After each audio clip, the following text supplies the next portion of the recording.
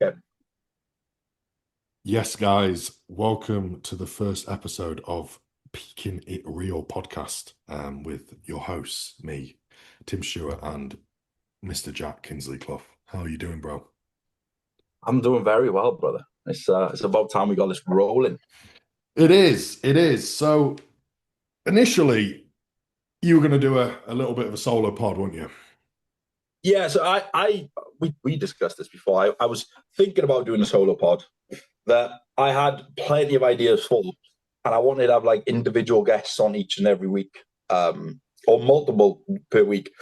But I also figured that a lot of the time it's easy to have conversations with people, but sometimes, no offense to a lot of people, but it's hard to have conversations with people as well. And if you're trying to extract information from people and it's not, I would say, like fluid, sometimes it's just going to make that job a lot harder, Yeah. you know? And I feel like me and you, obviously, being pretty close, being friends and stuff like that, we have good conversations. I don't know why we didn't think about it before, to be fair. But then you had the genius idea last week of being like, why don't we start one together? And here Yeah. we are. So it was a quick turnaround, to be fair. Yeah, because I've been trying to push Jack to do a podcast for ages Yeah, because as much as he's like one of my best friends and a client, like I can listen to all day. And like people, you speak really well, don't you? You do speak really well. That is that's a gift of yours that you speak yeah. very well, very passionately, and talk a lot of sense. And I've been like, bro, push it, push it, push it. And then me and Megan were going to get our podcast up and running, and we are. So I got this mic, and I was doing Jack's check-in, like showing off with the mic.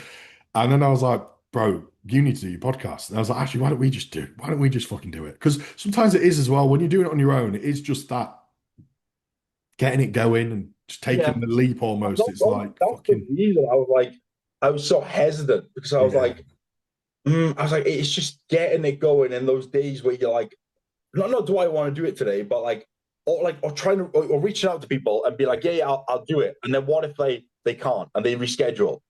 You're always depending on someone else to make that podcast happen. Whereas if it's just two people and then you have guests, you've always got a pod between us. yeah, Right? yeah, And then if you had a guest, that's great. But I had ideas. I'd reached out to people, and they're like, "Yeah." But you know what it is, well, people are busy, schedules, and all these things, and it's not always going to be fluid.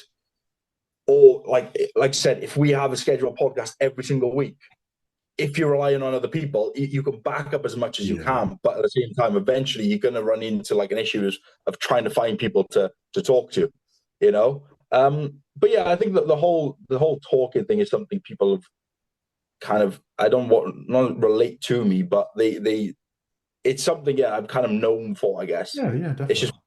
when I talk, people seem to listen to me, and I don't know why, but it's weird because I never thought that would be part of my like strength Yeah. because I've always been a pretty shy, quiet individual who used to mumble a lot. So I think that yeah, plays into it a bit as well, Jack, that you're like you are a very, very good bodybuilder in the field that yeah. you're in, a good coach.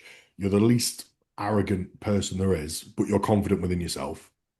You're humble, Oh and mate. you're I always say you're super gracious in with every win we've had and the defeats we've had. Oh yeah. I mean, again, I think that has come with I want not time. I guess time, yeah, but Yeah, it's what I experience. say to people all the time. It's just like you go through a lot of things in life that teach you a lot of. I know that sounds cliche, but if you can learn from them, the wins, the losses, where you can be better, where you've been like maybe upset, angry for no reason, and it's changed nothing in your life. If you can just switch that and try to be like again, that not positive all the time because we all have bad days, but there's always that little bit of a silver lining in anything. And it's like again, the wins and the defeats. It's like even when we've won stuff, it's always been like, what can we do more? Yeah, But and then when we've lost, which again, not I know it is in bodybuilding terms, the losses I've had or we've had together have always been somewhat controversial. They're harder to take, yeah, but at the same time, me or you dwelling on it, keep on going over it, why we should have won with that, with this and that and the other, it would never do anything for us no. because either way, Doesn't change the the, result. the was always the same anyway. So I may as well go, okay, that happened. What's next? Yeah. I think You you know? also may as well go, how do people perceive me after this loss? Like I Exactly. have Yeah. gone on rants. I have lost my head when younger, when being having a worse temper when being younger, or being more of a hothead. And I think you learn to could have come away, blasted everything on socials, look like a sports Yeah. bar, or just let the Yeah. results do the talking, let the visuals do the talking, and crack on and not mention it because like you don't Yeah. need the drama. Let be Yeah. perceived in the best way possible always. Like I Yeah. think there's nothing worse, and obviously we'll relate it to bodybuilding a lot this podcast, but there's nothing worse than when a result doesn't go someone's way, and then an hour Yeah. later you've got the coach or the client blasting every fucker on the stories. Because I also think it's also not the person who won's fault. No. I hate that. That, It's like when they then get shit, and it's what they haven't done anything else but compete on the day. They've just been given the trophy. yep. It's the judges. Again, that's the other thing as well. It's like the whole like gracious in defeat as well. It's not even just like an act. It's also me. I do it just for me, you know? And it's not like it's yeah, okay, I've lost this now, and okay, how do I handle it? How are people going to perceive how I've handled this? That's one thing, but how am I going to tell myself how I'm going to handle it? You know, so if I go to myself that that was really shit, or that shouldn't have happened, or I go, look, it happened. What are you going to do about it now? And it's only for me. You know, I just do it for me because otherwise it's gonna play in my head. I'm gonna beat myself up about it. We're gonna go back and forth for months. This should have happened. Or I can go, okay, Jack, it happened, accept it. Now, what are you going to do as the individual, as a man, as a bodybuilder, to go forward now Yeah. with some kind of positivity or some kind of positive action? And that's what I do. And then people are like, how have you handled it so well? It's like, because what else am I going to do? You know, Couldn't change am I anything. going to be that guy that goes, I should have won my pro card 6 months ago for the rest of my life? Exactly. Or Like, just go win it another time, or or work, just go, put yeah. foundations in place to go win it. And I've been on both ends of the stick, right? I've lost shows and been like, oh, I should have won. Or in my head, I'm like, oh my god, I've been robbed. And then I've been on the other hand where I've won a show and I've been bashed for it. And it does. Yeah. And again, it's never that person's fault, right? But it does affect that person as Yeah, of well. course it does. Of course it Yeah, does.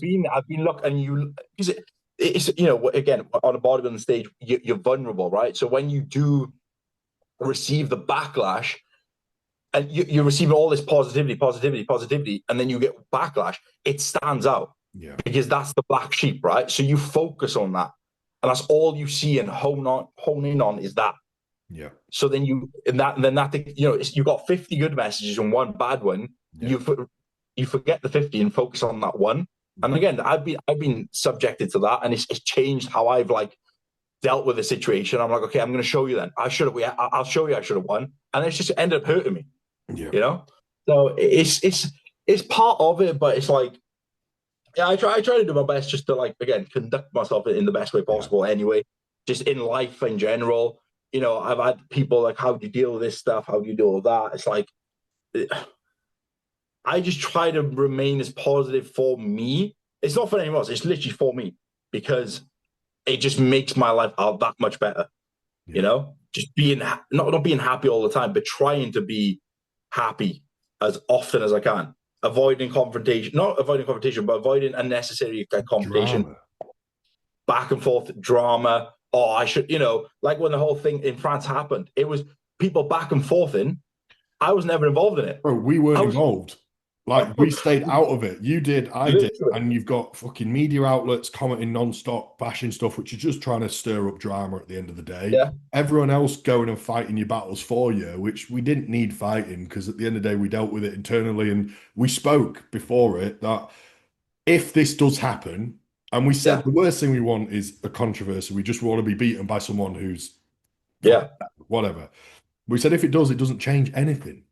It yeah. doesn't change anything. You still need the same amount of muscle, same size, same everything to go be in the pro league anyway. So it didn't change what we were going to do. It didn't change anything.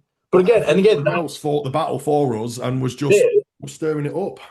yeah. I can remember getting off stage and be like, comment after comment after comment. Why didn't he win? Why didn't he win? But then again, what we just said, like bashing the guy that won, you Yeah, I know? know. And I'm like, picking up dirt that he's failed drug test or failed polygraph test. And I'm like, but that's irrelevant. He's here. That's I know it's what irrelevant. happened here. I watched him get drug tested. Do you know what I mean? It's not, why are we bringing that up? Do you know what I mean? It's not his fault. On that day, they thought he won. That's it. Yep. You know, he's a good guy. He's a great bodybuilder. He deserved to win 2 pro cards. Oh, he failed a polygraph test in a different Fed. Cool. On that day, it didn't matter. And then people were bashing him, and then that's when the selfless person inside me was like, oh, this is bad now because this guy's getting a bad rep because something that's, again, out of his hands. He's been put under the bus because the judges have decided he's beat me. And I'm like, that's not the way I want it to be handled, you know, either. So, and again, that's one thing that I think that was probably one of the worst things about that situation is other people getting bashed for something that they don't even have a say in. No. You know? That they just did the same thing, turned up and competed. Also, all that shit doesn't help the person who lost. It doesn't make that any better. It just makes it worse. It just makes it worse to read it all, to be constantly surrounded by it for fucking days, weeks on end. Yep. Yeah, like it's one of them. Even when you lose, you don't really want a message saying, "Hey, mate, I thought you were robbed." Like none of that really helps at all. Dropping someone a line and just, I know people do it out of like trying to be nice and whatnot and think it'll make you feel better, but it doesn't. What I will say again, and this is from my perspective as the bodybuilder in that moment of time, is there were certain peers that did message me, that did help, and it wasn't you were robbed. It was these things happen. That's constructive a message though, rather than the bash. Exactly, and there's people messaging me like, "Oh, you're robbed," and I'm like, "Thank you, but it's okay." Do you know what I mean? And like, or people like never stepped on stage. Do you know what I mean? That you appreciate the message, but that message is not as valuable as like you saying to me, "This." Do you know what I mean? It's okay. Yeah. Do you know what I mean? Like what you said was important, and again, I've got my peers in the industry that I go to and stuff like that. Them messaging me privately and having a chat with them, you know, and then the people you look up to, they give you words of encouragement. And one of them, and now and again, they might go, "Yeah, you should have gone your way," but it didn't change anything, you know. But then you've got the other 50, 60, 70 people going, "You got robbed," and I'm like, "Yeah, but none of your opinions are not valid, but they're not as strong as." You know what I mean? You know, you've been to 2 shows. I know you love me and you respect me, but your opinion isn't that of a value of someone else's. You know, so it also doesn't offer anything outside of the robbery, the drama. It is just it does. It's not. There's no constructive. How do I improve from this? How do I recover from this? What's my mindset like? You know, it's not. It's just you think people think that's what you want to hear in it. People think you want to, oh, you were robbed. I had you winning. So I do. So do you got any advice on how I'm going to move on from this, or you know? Yeah, that's the other thing. Again, not to make the whole podcast about that experience, but what I will say as well, right? Again, from a bodybuilder's perspective, and anyone who might go through something like that in the future, is in that moment of time as well. What I realized is it was just for me to deal with. You know, it was an opportunity for me in that moment of time to deal with the situation however I felt was like necessary, you know, and how I was going to grow from it as a bodybuilder, as a person, and all those things, and how I could take these, again, lessons into my journey, but not only that, but into other clients as well, you know, into clients that might in the future might go through similar situations as me, you know, and how I dealt with that situation there and then, I can then help someone in that situation who is going through the same thing. Yeah. You know, that's the beauty of it. It's like there's always something to learn from it. Like I went to you for like, you know, you go to the coach for like, again, words of advice, or like I don't even know, you know, what would you say? And you were almost lost for words at the same time. But as long we were like, we couldn't have been any better. That's all we needed to know, right? That's all we needed to know. And then after that, I wasn't looking for you as in like, how do I deal with this? It was like, you don't know how to deal with it either. It's a learning curve for you, you know? So it's like, okay, Jack, go and deal with it. Whatever comes from it, learn from it. And now you have that in your arsenal for the future, that you know the way you dealt with it, which I did, fucking worked. It was like, that's the best way to deal with it, as positively as you can. And now I can carry that and again, and help other people with it, because it does. It goes a long way, and the same as the wins, right? It's like there's so many times where you win a show, and people are like, "What's next? What's next? What's next?" And you don't even get to fucking soak in that moment. No, You know? me and Megan discussed this last night in terms of how I think as a bodybuilder, time moves so quickly, even as a coach, right? Because you're not often present in that phase. You're waiting for the end of the off season to prep again. You're waiting for the next show, next show that leads something. Then it's the off season. Or when you're a coach as well, it's this kind of stage next weekend, then this. You're always working towards targets, Yep. always. And time passes extremely fast. You're never present. Like the overall win 2 weeks prior, you're not present because you're straight back working for then the pro qual.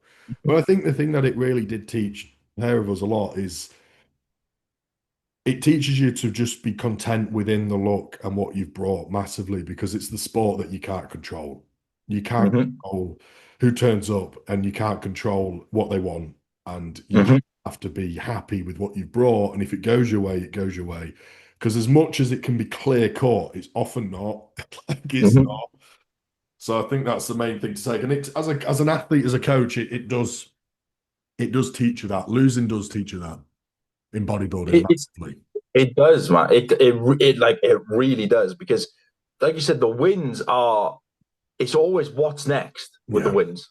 You can pick apart like the look and things like that, but usually it's also like slightly alternated into like, oh, you've won, so you're good. You know, because when you lose, you pick things apart more. Yeah. You know? Learn more. Where you win, it's like on to the next. Like you said about the overall, it was like it wasn't even like, oh yeah, we knew we were going to win that. It was, okay, you've won. Keep on working. I'll check in tomorrow. See you tomorrow. Yeah. And it wasn't like because we took it in, but it was just like that little stepping stone we needed, right? But at the same time, for me, that was such a huge moment as well, which I didn't realize until I was literally about 20 minutes away from my house. I literally started crying to Laura in the car, and I was like, "Fuck, I needed that so much." I don't know why, but I needed that so much. Yeah. And it didn't hit me. And then the next day, I was back on it. Yeah. I was like, France. So. And again, and even me, and I tried to do that, you know, when we first started working together in 2023, it was like the whole season I was so present, but then things ramped up so quickly from that British to Vegas that it just went so quick, didn't take any of it in. No. You know, because again, when and not to be arrogant or cocky, but when you're good and you're winning, people are like, what's next? Yeah. You're like a monkey. Do you know what I mean? They're like, clap for me. You're like, what's next? Do you know what I mean? They are, man. But people don't take that, right? It's like, no, mate, we to Romania stepped off stage, and I jacked up with this as well. It's like, what's next? What's next? What are you doing next? I'm like, bro, I stepped off stage 30 seconds ago. Let me celebrate this. What's the first thing you get off, and it's Vegas then? You're like, representing in Vegas then? Fucking hell, yeah. I've not even pissed in the cup yet. You know? I know. So again, any advice to anyone competing is, and I know it's super cliche with, you know, the whole CBUM mentality now, but do try to be as present as you possibly can and try to soak in the wins, the losses, and all that bullshit, because it does go a long way. And I'm sure everyone's guilty of it. It's cliche, and I'm the least cliche kind of like. I don't believe in a lot. I'm not a faithy guy or believe in luck or anything. But I think when it happens to you, then actually go shit. Like hearing people say, you got to be happy with the luck or control this or be present. I think until it happens to you, and then you realize, shit, actually, it's not like that cliche. It's very, very true. That you look back and you go, fucking hell, a year's gone again, because I've had 2 off seasons, a mini cut, and now I'm prepping again. And you've not taken any of it in or enjoyed it or been present. Well, you've enjoyed it, like noticeably said to yourself, I'm loving this right now. Yeah. And then prep's done, and you're thinking, well, how can it be better for the next prep, which is in 2 years' time? You wish away a lot of time in this sport. Yeah. I mean, it comes and goes so fast. Like, and I say this to people all the time. They're like, you know, I can't wait for the off season now. It's like, but why? But why? Yeah. The off season's coming regardless. But like, it's cool that you're excited for it, but just you've still got so much work left. You know. Or they're in prep they're in the off season. I can't wait for the next prep. You're like, but we've only been in the off season for 5 months. You've got another 13 months of work to do before you can even think about prepping again. Yeah. So, but again, I think that's obviously bodybuilding in the whole, but it's also like the whole changed now with like the whole social media and stuff, and everything's so like now, right now, Yeah. that I also think FOMO that affects non-stop. people. Yeah, man, I think it affects people a lot more, and like people want things now, and they can't wait for the next thing. They want it now, and it's I think that's why a lot of people compete now as well. It's just for that.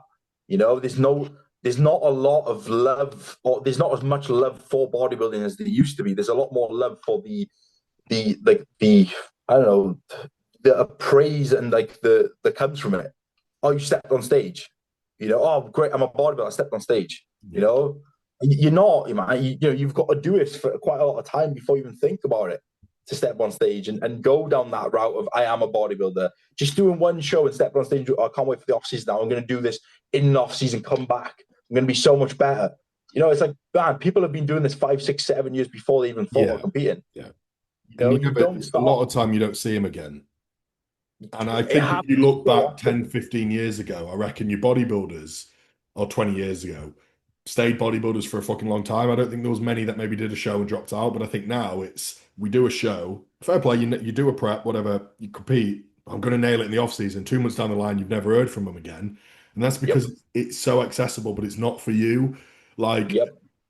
I always say, a footballer plays every 3 days, like Saturday, or Sunday, Wednesday, Thursday, back again. When you're a bodybuilder, once that prep's done, every 10 minutes of your day, you're either doing steps, eating, sleeping, training, recovering for a 10 Yep. minute slot on stage in 2 years.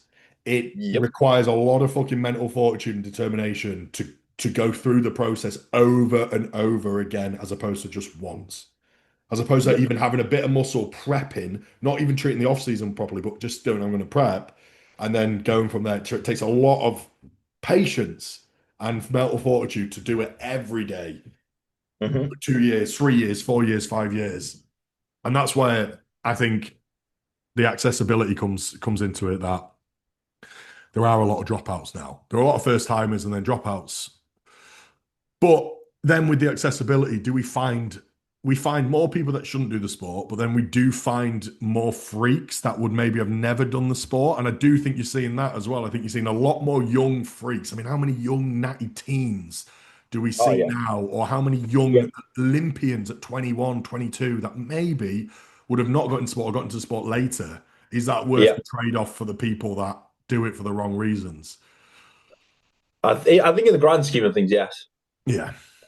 It's it's a funny one because you do, again, and I not to point fingers anymore, but you go to shows and you do see the people you think, okay, you decided to do a prep, you probably didn't follow your diet all the way, you stepped on stage, you got what you wanted out of it, and now you're there for the cookies, you're there for the dessert, Yeah. and they're gonna put that 25 pound on in 3 days and Yeah. have the edema, and then hate their life, and then they do disappear then, which again, that's for me, that's probably the worst side of it in terms of the whole competing now, because that almost gets a bit like glorified, which it should never. No. But you do see then the freaks, if there's an extra 20 people on stage in a teens class now, at least one or two of them is going to be like, shit, Yeah. you know?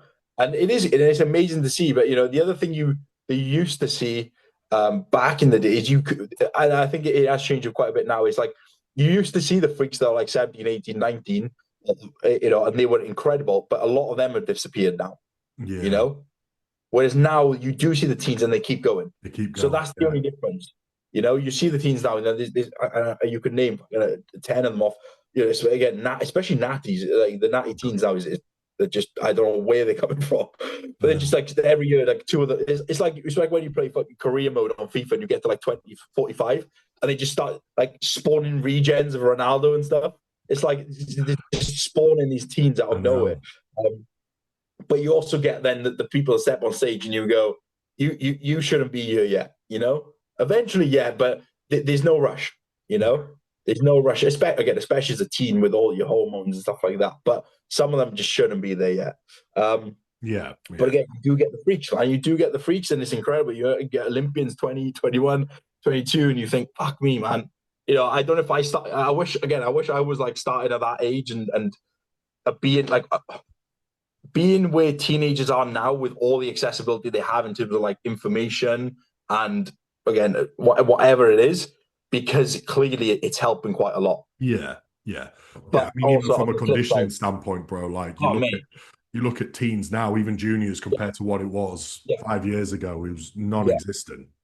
But I think that that's taking a step up in a whole anyway. The condition game, like even Yeah, when I competed as a junior, you'd rarely see people with glute striations. yeah, It'd be like one or two, and they'd stand out. Whereas now, if you don't go have glute striations, you don't even get called out into that first call up. It's like you have to have them, yeah, which is absolutely crazy. But it's how bodybuilding goes, right? Or how life goes. You evolve and it keeps on improving, and now it's like that's like the standard, yeah. which is great. It's great. It's absolutely amazing. And then you do the standard of bodybuilding now is probably the highest it's been in quite some time, I, especially in the UK. I think I see older people slagging it off, saying it's not what it was. But I think across the board, I think it's just better every year. I think they're just nostalgia merchants there. Yeah, Like maybe at the top, they're not as pretty as maybe they once were from an yeah, aesthetic yeah. standpoint.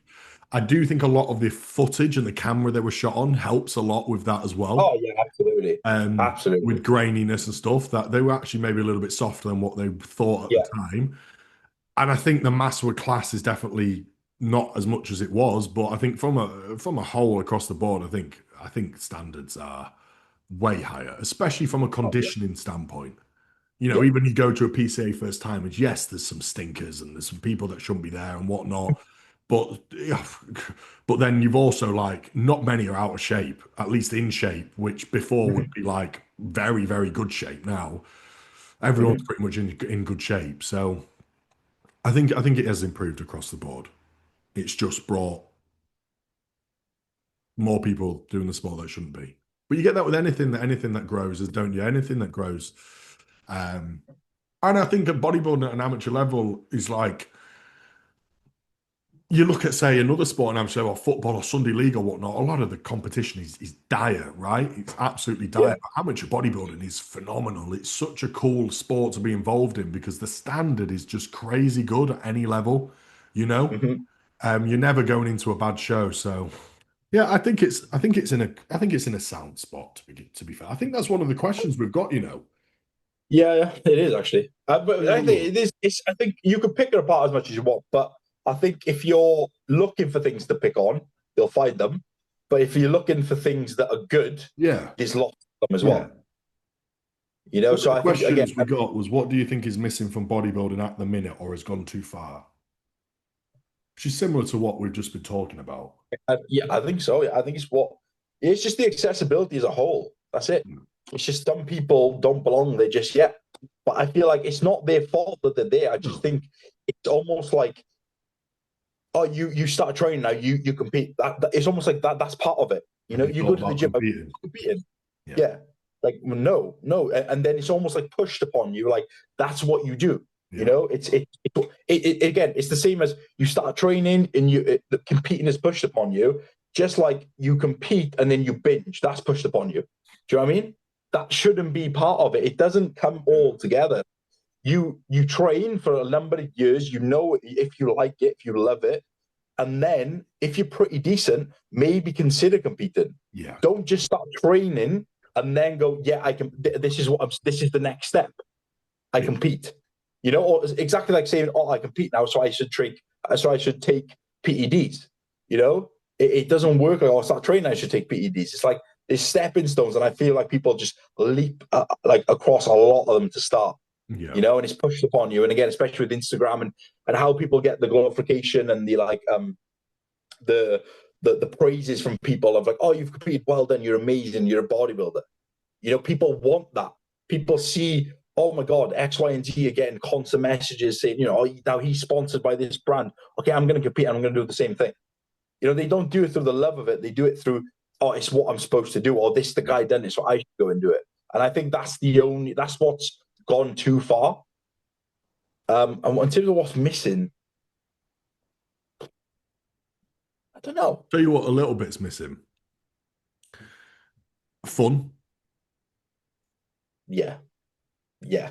especially at a young Actually, age. Especially at a young age, bro. Now, look, I've got teens that I program very optimal, efficient sessions with. But man, Yeah. used to go to the gym and even simple shit like doing some fucking 21s with a knee Z bar, passing it to your mate. He does 21, you do 21 again, or you Yeah. know, just throwing some weight around and it's some enjoyment and finding your feet. I do think a lot of fun is gone out of it. I don't think there's, Yeah. and not per se fun, because I guess we do enjoy and love our training, but sometimes I think you got to have a bit of a laugh and not be as serious maybe sometimes and enjoy it properly. I Hmm. think that's gone a little bit. Definitely. I think I actually had a conversation with a client of mine who is a teen, turning junior, and has really, really big goals in the sport. And Hmm. it affects him if he has a bad session or if something and he doesn't miss, right? And if he doesn't progress, that is the world's ending. And it's almost to the point where that end goal is going to cripple you before you even get there. Just get there through your enjoyment and passion first, and it will take you Yeah. there. Whereas if you're thinking about that, which is 10, 15 years away, that is going to cripple you. That is going to ruin you far more than if you just chilled out. You will not miss because that's what you love to do, and just enjoy it and be passionate with it and let that take you there, rather than just being so goal driven so early on that it will cripple Hmm. you. I think Hmm. that's a big thing that people can take into consideration. Yeah. Again, I've had conversations with lots of clients with this about the emotional attachment to the training. Yeah. Like we love it, but a bad session is just a bad session. It's not the end of the world. No. It's cool to have emotions towards your training, Yeah. but at the end of the day, if you're so emotionally attached and invested, it will always probably end up hurting you more than it does benefit you because you're investing so much into every single session, not just like energy, but like everything. Hmm. You're investing everything, and you're so honed in. And if it doesn't go on a piece of paper to say you've progressed, it's bad. Yeah. It's bad. It Yeah. didn't count, I and know. it's not. That's not the case. It's not the case. It doesn't require a lot of to grow tissue. Like we've discussed. It's very simple. It's always just eat and train and rest, right? But now again, because and I do think that is the issue with like the social media and again the accessibility is you see people not missing all the time, right? People you've woken up and someone's already done their hour of cardio, done 6,000 steps, read a book, had meal one, and you've just woken up at 7:30, and you think you're starting your day behind, Yeah. Yeah. and it's not the case. It's like you're just on these different paths, and that's the problem. Is there's the constant comparison, consciously or subconsciously, with everyone else. And then you see it like, again, using your client as a reference, right? A teen going into a junior, and you go to a show and you see a teen turn up, and he might have just won the overall for a show, and you go, that's the standard that I have. He hasn't missed a beat, and then you're so emotionally invested on everything you do that it sucks away the fun, and Sucks that away is the the reason whole why you purpose of started, it. bro. It's why Why you we've started. discussed this before, and it's cool to have optimal training and to have Yeah. good structure, but at the same time, like the fun of it before of just going, do you know what? The piece of paper says this today, but I want to do this, Yeah. and it's okay to do that. If you do it all the time, maybe it's not the most optimal, and you might not have as much progress across the board within. But now and again, that just taking that little bit of a step back and that psychological break of I want to do something I'm going to find a bit more enjoyment in today. Yeah. That's going to like propel you forward so much more than constantly being dictated by a piece of paper that says you have to do this. If you don't do this, you're a failure. Because you're the one that wrote the fucking book as well. I know, I know. It's It's your it's book. the stupidity of it, and like again, the logbooking is amazing and it's a tool, but it's not everything. No. It's really not, because at the same time, and I think people forget this, and again, this is pushed upon people, but the majority of people are not stay-at-home bodybuilders. The majority of people go to work. The majority of people, their day changes every day. Yep. Some Every people have a session is 14-hour different. shift, Yep. and a 14-hour shift, and they get to the gym and they're ruined. But they forget they've just done 14 hours of work Yep. because they look at the piece of paper and like, I've got to do this, But you might have had a day off that day, or you might have had an easier 14-hour shift, or you might have had a half day. Yeah. You know, and again, people forget that the push upon you, do not miss, you have your meals, you can't miss this and that and the other. It's like these are coming from people that have all the time in the day because all they do is that. Yeah. It's awesome, and they put themselves in the position to be that, but that's not you just now. No. So it's okay to miss per se. It's still very, very simple. It's just overcomplicated because it just seems like that's what people want to do with it. It's just overcomplicated because that seems, I don't know, it seems like everything now just gets slightly overcomplicated because it's like it's pushed upon, it sells better, and it's like this is what you got to do, and if you don't do this, it's like that's the part for me that's maybe gone a bit too far as well. Yeah, I agree. Everything's overcomplicated. And I think it also brings on to a topic that we discussed last night together in terms of studies and research-based evidence and et cetera, evidence-based Yeah, training and whatnot. And I find that each end of the spectrum is just hypocrites because you will see bros that literally shit on research because yeah, it suits their training or it suits their thought process or the drugs they yeah, take. But then as soon as a little bit of research backs what they've been saying, they yeah, then jump on that as well and they back that with their yeah, research. And I yep. just think it's just cyclical nonsense that you just get lost in, just noise that you get lost in. And at the end of the day, the best research we do have is on the last 50 years of bodybuilding because no research is done in our cohort at the end of the day. Like it isn't. And I hate that. Mm-hmm. Sometimes I find myself defending bros against people who are research based because either side's at each spectrum is just nonsense in it. Like we Mm-hmm. have a pretty good grasp of what works, and it doesn't really need to be changed or be reinvented at all as well. Yeah. See, into this high rep, low rep shit, like anything above 5 reps is now nonsense because they're not effective reps. Mm-hmm. I mean, 20 reppers have always worked because they've always done it and they've fucking grown. You know what I mean? Like, there's obviously some merit within a high rep set. There Yeah. has to be, else we wouldn't do it like we did anymore. Like, I don't I, know.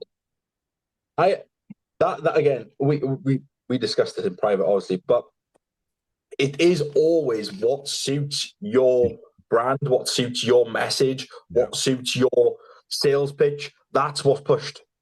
Yeah. If you're someone who is selling something and then research comes about backing that, you're going to push it. But if the research that goes against it, you're not going to repost that. You're not going to defend it. You know, so it's always easier for people to push that upon other people back in their approach to things. But I always think it's the ones that are open-minded to both sides of the spectrum.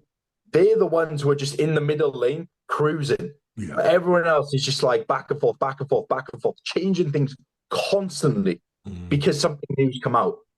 But at the end of the day, like you said, there's clear evidence over the last 50 years that people have got bigger and better by training hard. Yeah. And I know a lot of these are, again, genetic freaks and things like that, but and maybe it's not as important the way they train or how they perform exercises or how they eat. But at the end of the day, it's all still generally the same stuff. We eat quite a lot of food, we train pretty hard. Can we recover from that? Yes, we continue. Yeah. That's it. And it's like the whole supplements and how much you should take and when you should take it, and or again, like especially the reps. It's such a pointless argument because it's so overanalyzed to the point where it's like, again, it takes away so because every session going back to like the log, you're so like overly critical about what you do all the time. You never progress because you'll do something and you'll and then something new will come out and you'll change something. You'll change something else. But now I don't do more than 5 reps. Yeah. But why? But why the number of reps is not, it's not irrelevant, but it's not like the be or end all. It's you need to see both sides of the spectrum and both ends of the Yeah. spectrum. And I feel like the ones that progress the most are the ones who are able to pick parts of both of it and just apply it, which is what people don't do. They don't just apply things. They're so scared now. They need the concrete answer straight away. Yeah. How much of it should I take? How much protein do I need? How much should I rest between sets? I'm like, I don't know. How much have you been resting? 60 seconds. Okay. When you go into your next set, do you feel like you're ready to do the set? No. Okay. Rest. You're like, how much should I rest then? As much as you need. Yeah. It's not But that's the thing, because it's been overcomplicated. It's also like, again, the paralysis from overanalysis. Everything is overanalyzed so much that people overthink the most basic stuff. So if you're overthinking the basics, what are you going to do when it comes to the grand picture and the grand scheme? And again, it is what we discussed, like people just pushing what they want and their narrative because it's going to sell. And it is, at the end of the day, people are trying to sell you shit all the time. Do you know what I mean? And if you're a coach who is, again, like for example, if you're a coach who's massive on fat loading, right? And a new study about fat loading comes out, and you go, see, I was right. Yeah. But the studies done on, as I said last night, pre-diabetic pancreatic mice, 30 years ago, yeah, then it doesn't have any relevance. Or some studies that prove this training method works, but it's on 70-year-olds with osteoporosis, or new trainees that have never stepped foot in the gym before. They didn't matter what they did, they was going to fucking grow. None of these have any relevance compared to some evidence that we have on our cohort. But then some do. It's like, the argument is like, yeah, but we don't drive the same cars as we did 50 years ago. Technology's evolved, yes, but the cars still have 4 wheels and an engine and a windscreen and seats. So they've still got the main bulk of the car, but everything's more efficient around it. So let's not try and change the shit we know works. Let's just be a little bit more efficient with it. Like, it's just taken too far.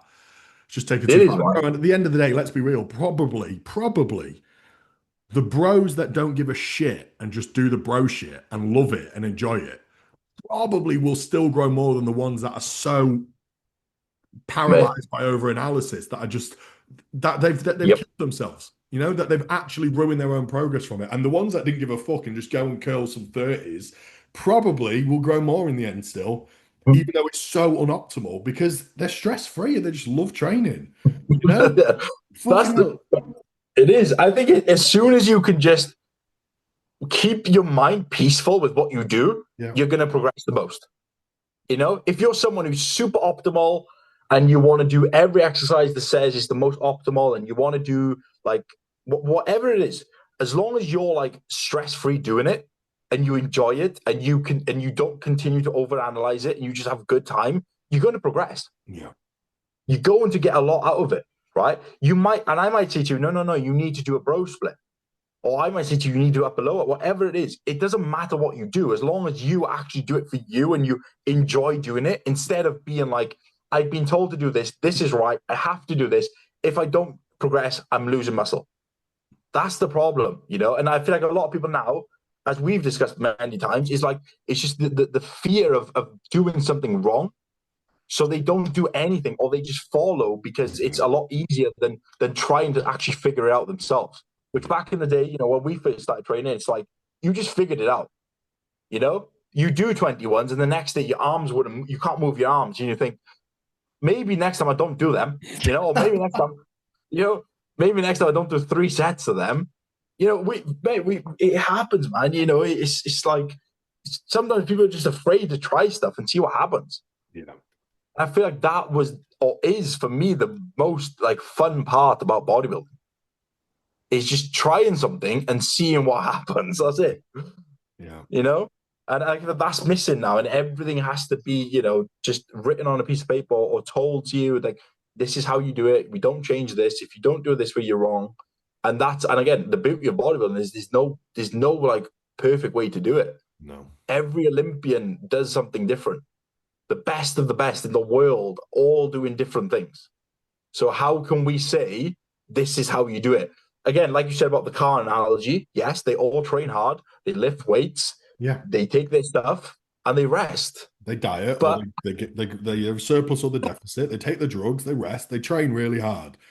And that's the outward stuff is all different. And then what exercise they do, how much they eat, what protein source they have, what supplements they take, the gear protocols, they're all different. But that's all the irrelevant part. The most important part is the main structure, which is what you said. It's like they train, they eat, that's it.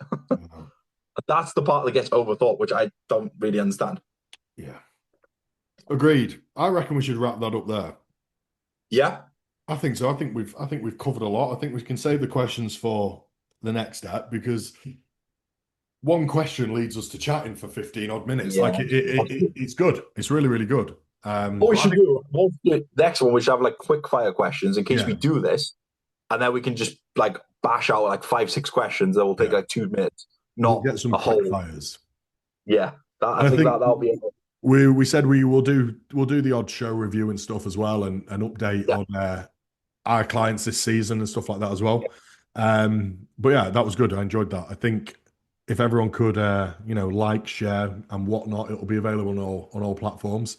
It will be coming Yeah. out weekly, so we're going to have episodes backlogged so that we've got them coming out weekly, and we're going to have some guests on as well. We'll probably have a guest on Mhm. relatively soon. Yeah. We'll get one up soon. But bro, I appreciate that. Love that. First step in the It's bag. been good. And if people can maybe give us like what they want us to talk about as well, because Yeah, I know we are well respected individuals in this industry, and I know a lot of people like to know our thoughts on certain subjects. So if there is anything people want us to talk about, let us know, because it yeah, obviously makes it a lot easier as well. And I'm sure there's and that's anything, right? It's yeah, not just bodybuilding, because yeah. that's the other Anything. thing as well. I'm sure people are going to ask lots of questions of like, what's Tim's thoughts on this, that, and the other, and how should I train? But he's also not just a genius when it comes to bodybuilding. So ask him everything else, which is the fun stuff. But yeah, well, there's going to be plenty of these to come. And I feel like they're going to be hopefully like well received. Yeah, I look forward to them as well. I think so. And yeah, let us know what you enjoyed as well. Not just what you want to say. Let us know what you enjoyed about each episode as well. But yeah, thank you guys, and we'll see you in the next one. Peace.